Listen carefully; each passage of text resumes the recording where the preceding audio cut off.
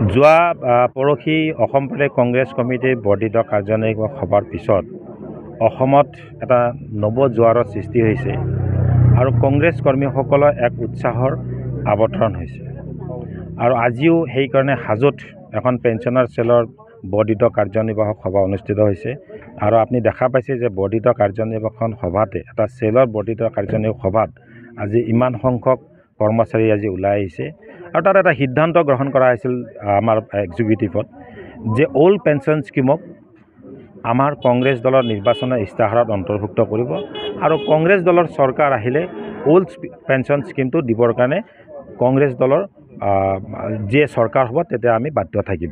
এই কথাবিলাক ইতিমধ্যে আমাৰ আলোচনা হৈছে আৰু সেইকাৰণে আপোনালোকে দেখিছে সমগ্ৰ অসমত আমি ঘৰে ঘৰে গৈ আমি সকলক ৰাইজক আমি বুজাব লাগিব আৰু আমি সেইকাৰণে সম্পূৰ্ণভাৱে কামৰূপ জিলা কংগ্ৰেছ প্ৰস্তুত হৈ আছোঁ। আমি এটা নতুন উদ্যমৰে নতুন আশাৰে আগবাঢ়িছোঁ।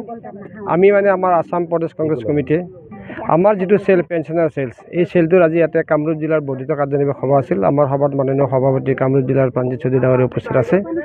আমি এইবাৰ কৈছোঁ এখন যুঁজ হ'ব। কিহৰ যুঁজ? অন্যায়ৰ বিৰুদ্ধে যুঁজ। বিজেপি চৰকাৰে যিবিলাক অন্যায় অবিচাৰ কৰিছে, বেআইনী কাম কৰিছে, তাৰ বিৰুদ্ধে আমি যুঁজ দিছোঁ।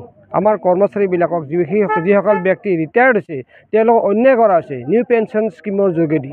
এতিয়া আমি নিউ পেঞ্চন স্কিমটো হাতাই কৰি আমাৰ ৰিষ্ট'ৰ কৰিব বিচাৰিছোঁ অল্ড পেঞ্চন স্কিম। এই অল্ড পেঞ্চন স্কিমৰ দ্বাৰা কৰ্মচাৰীবিলাকক ন্যায্য প্ৰদান কৰা হ'ব আৰু তেওঁলোকৰ সংসাৰখন চলাত সুবিধা হ'ব। সেইকাৰণে আমি এখন যুঁজ দিম। এই যুঁজত চবেই আপোনালোকেও আমাক সহযোগ কৰিব লাগে।